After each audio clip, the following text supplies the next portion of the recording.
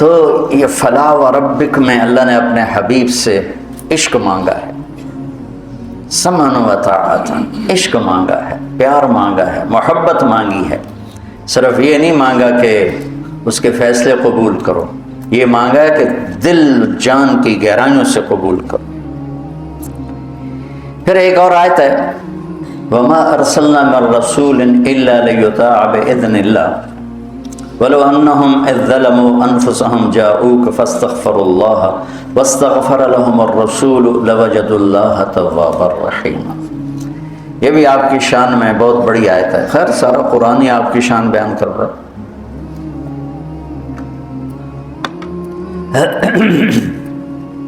اللہ تعالیٰ فرماتے ہیں کہ ہم رسول اس لیے بھیجتے ہیں کہ اس کی اطاعت کی جائے،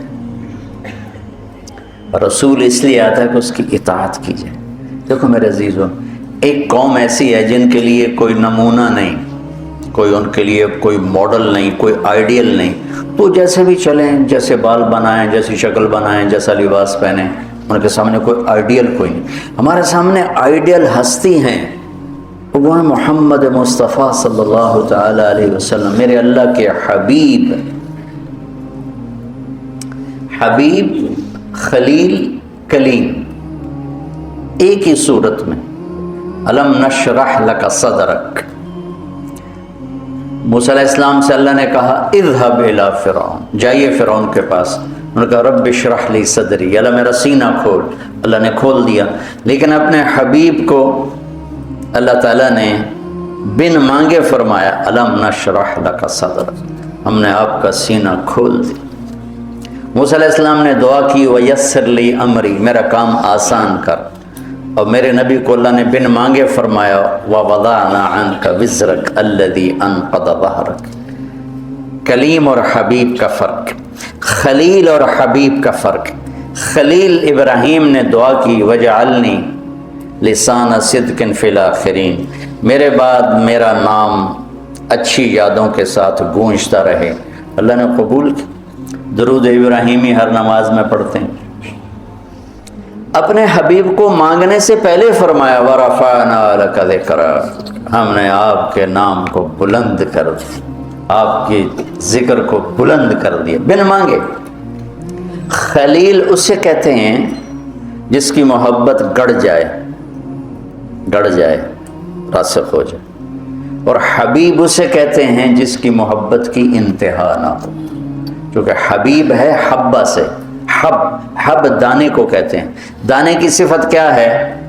ایک ڈالو 700 ہو جائے گا، ٹھیک ہے، پھر 700 ڈالو تو ہر دانہ 700 ہو جائے گا، پھر ایک دانہ ڈالو تو ہر دانہ 700 ہو جائے گا۔ تو حبیب اسے کہتے ہیں جس کی محبت کا کوئی سرا نہ ہو، کوئی انتہا نہ ہو، یہ حبیب۔ اور خلیل اسے کہتے ہیں جو ملاقات چاہتا ہو، اپنے محبوب کی زیارت چاہتا ہو، اور ساتھ کچھ عطا بھی چاہتا ہو، کچھ ہدایہ بھی چاہتا ہو۔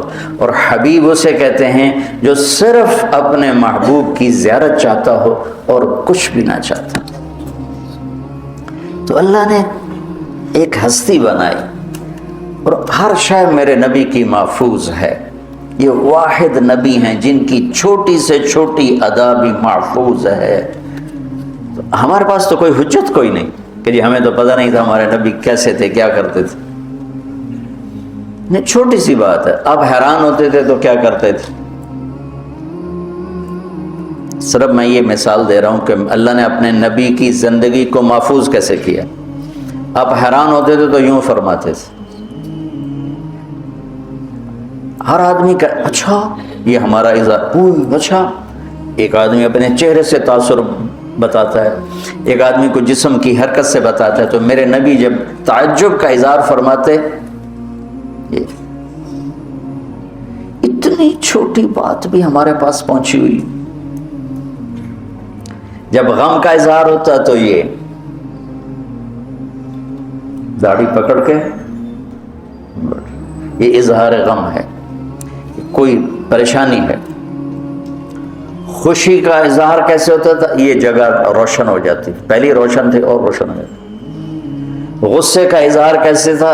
اب غصہ کوئی نکالتے تو تھے نہیں، برداشت کرتے تھے، برداشت کی وجہ سے باڈی کا ریئیکشن ہوتا تھا، یہاں ایک رگ تھی جو ایسے ایسے ابھر آتی تھی، اوپر ابھر کے پھڑکنے لگتی تھی، اس بات کی علامت ہوتی تھی کہ آپ ناراض بیٹھے۔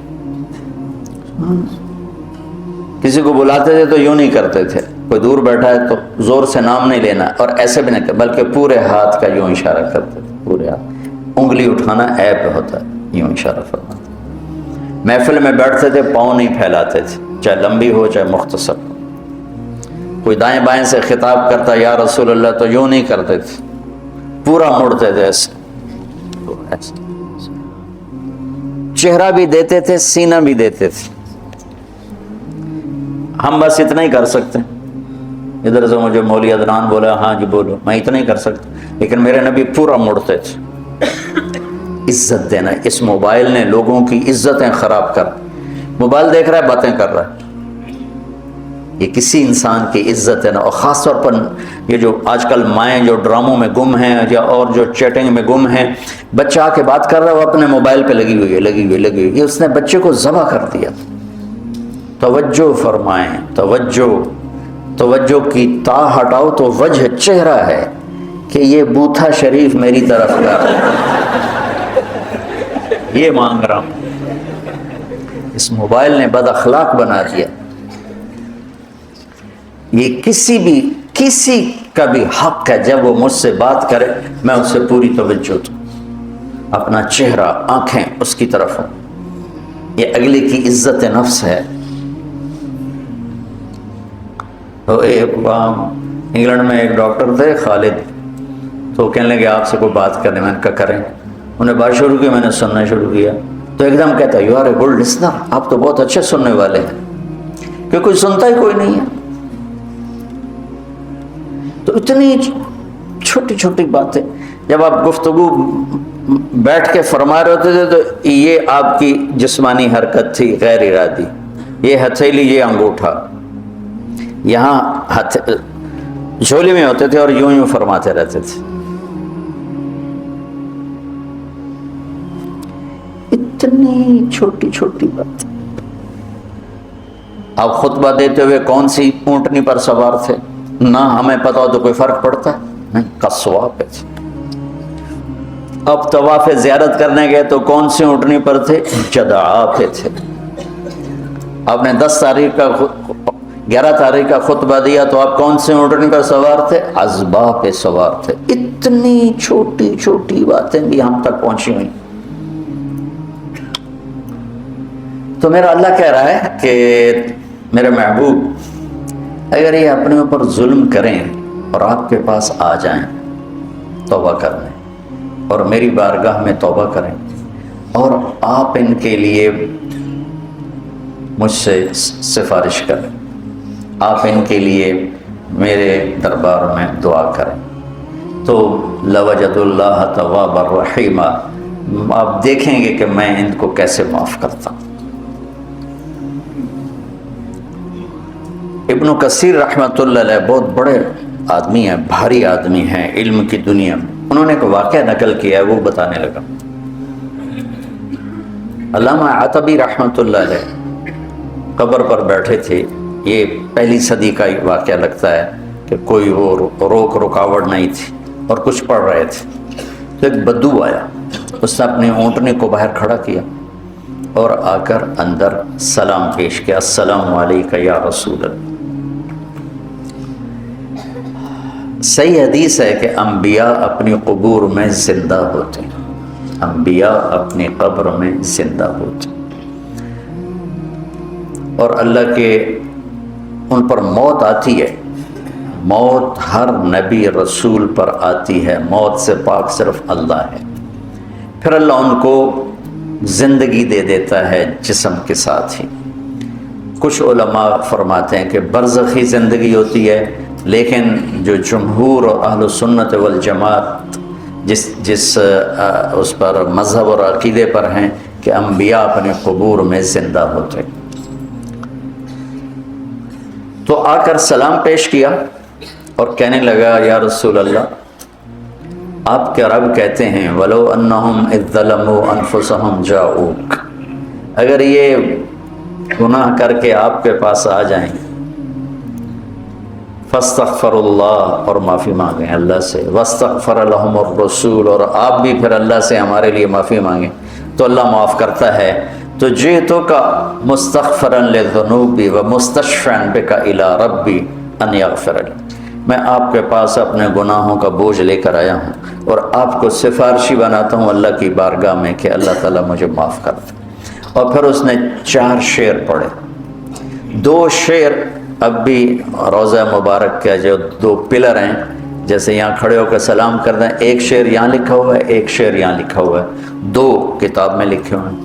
یا خیر من دفنت فی القاع اعظمہ فطاب من طیبہن القاع والاکم، اے وہ بابرکت ذات جو زمین کے اندر گئے تو زمین کا اندر بھی پاک ہو گیا اور اوپر بھی پاک ہو گیا، اندر بھی خوشبودار اور باہر بھی خوشبودار۔ یہ ادھر ہے شعر، نفس الفداء لقبر انت ساکنہ فیہ العفاف وفیہ الجود والکرم، میری جان اس قبر پہ قربان جس میں آپ آرام فرما رہے ہیں، آپ کے ساتھ آپ کی سخاوت بھی ہے، آپ کی دریا دلی بھی ہے، آپ کی فیاضی بھی ہے۔ یہ 2 شعر۔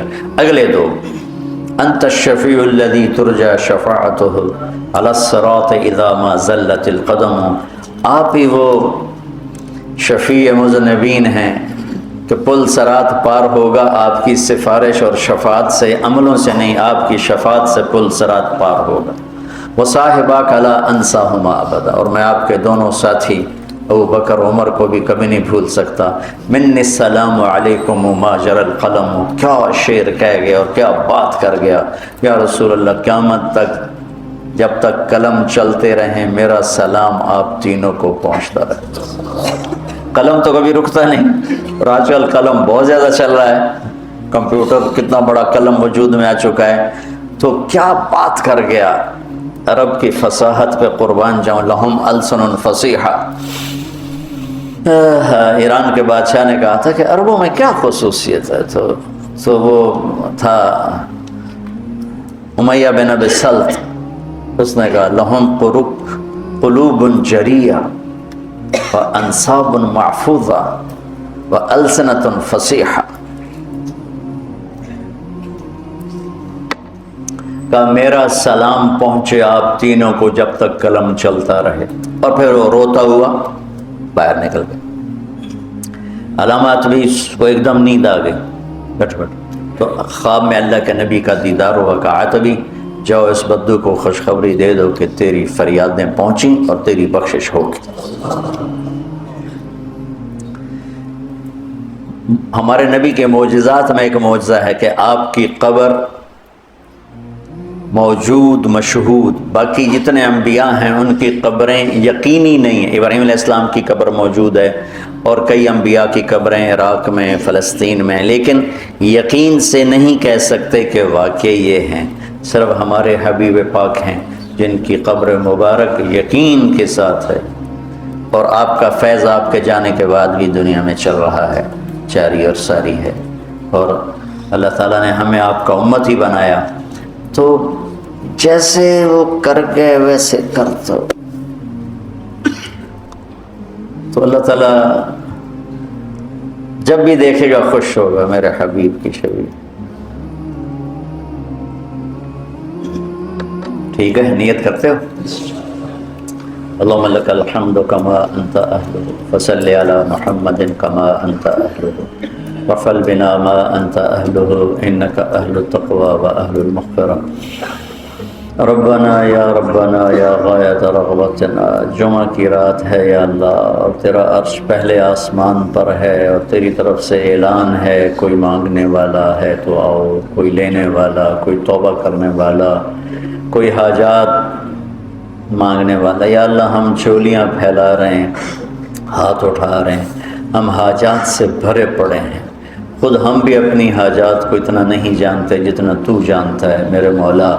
قدم قدم پہ ہمارا حفیظ بن جا، وکیل بن جا، نگہبان بن جا، آگے پیچھے دائیں بائیں اوپر نیچے سے اپنے حفاظتی حصار میں ہمیں لے لے۔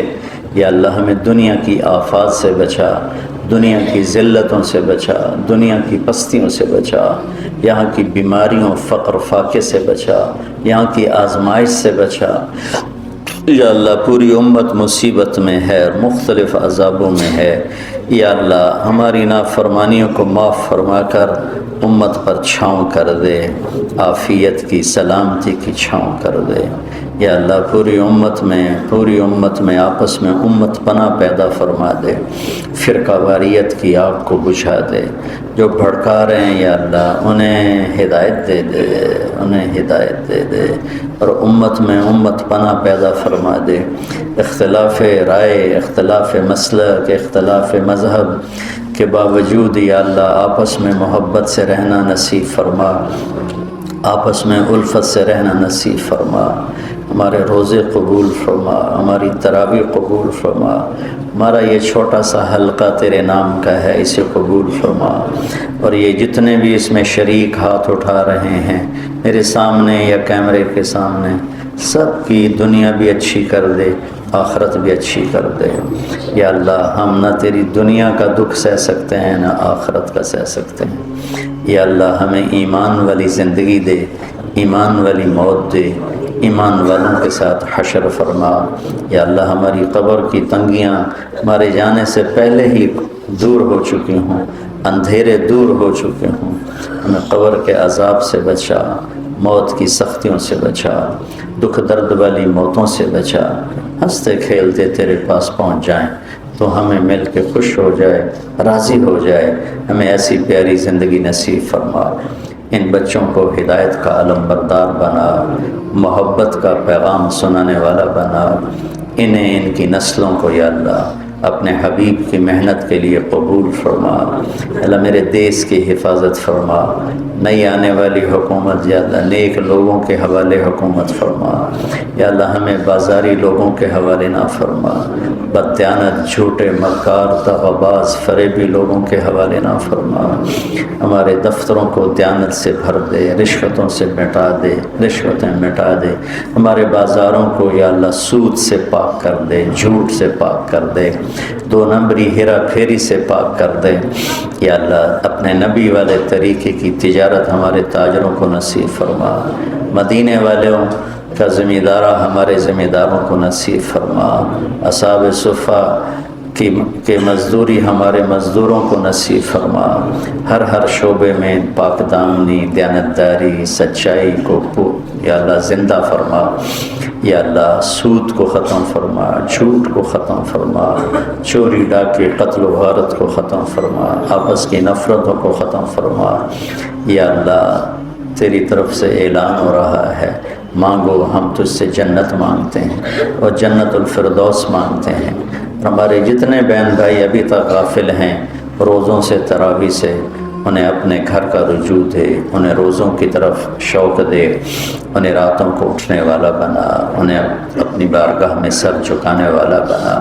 جتنے آپس میں لڑے ہوئے ہیں ان کی صلح کرا دے، جو ماں باپ کے نافرمان ہیں ماں باپ کے قدموں میں جھکا دے، جو خاوند بیوی لڑے ہوئے ہیں ان میں آپس میں صلح محبت پیدا فرما دے، جو بھائی بھائی آپس میں کوئی تلخ ہیں یا اللہ ان کی آپس میں محبتیں پیدا فرما دے، جو لوگ جھوٹے مقدموں میں پھنسے ہوئے ہیں انہیں نجات عطا فرما دے، جھوٹی گواہی دینے والوں کو توبہ کی توفیق نصیب فرما۔ ہماری عدالتوں میں انصاف زندہ فرما، ہماری عدالتوں میں انصاف زندہ فرما۔ یا اللہ ہم سب سے راضی ہو جا۔ ربنا هب لنا من ازواجنا وذرياتنا قرة اعين واجعلنا للمتقين اماما۔ ربنا لا تزغ قلوبنا بعد اذ هديتنا وهب لنا من لدنك رحمة انك انت الوهاب۔ ربنا آتنا في الدنيا حسنة وفي الآخرة حسنة وقنا عذاب النار۔ اللہ اللہ ربی لا اشرک به شیئا، ربنا لا تؤاخذنا ان نسینا او اخطأنا، ربنا ولا تحمل علينا اصرا كما حملته على الذين من قبلنا، ربنا ولا تحملنا ما لا طاقة لنا به واعف عنا واغفر لنا وارحمنا انت مولانا فانصرنا على القوم الكافرين۔ ربنا ما خلقت هذا باطلا سبحانك فقنا عذاب النار ربنا اصرف عنا عذاب جهنم إن عذابها كان غراما ربنا إننا نعوذ بك من سخطك والنار ومن آخر من شكله أزواج ربنا واجعلنا من ورثة جنة النعيم ولا تخزنا يوم يبعثون اللهم إنا نسألك خير ما سألك منه عبدك ونبيك محمد صلى الله عليه وسلم يا الله ونعوذ بك من شر ما استعاذك منه عبدك ونبيك محمد صلى الله عليه وسلم اللهم أنت المستعان وعليك البلاغ ولا حول ولا قوة إلا بالله اللهم ما مننت به علينا فتممه وما أنعمت به علينا فلا تسلبه وما سترته منا فلا تهتكه وما علمته منا فاغفره اللهم إنا نسألك من خير ما تعلم ونعوذ بك من شر ما تعلم ونستغفرك لما تعلم إنك علام الغيوب وصلى الله تعالى النبي الكريم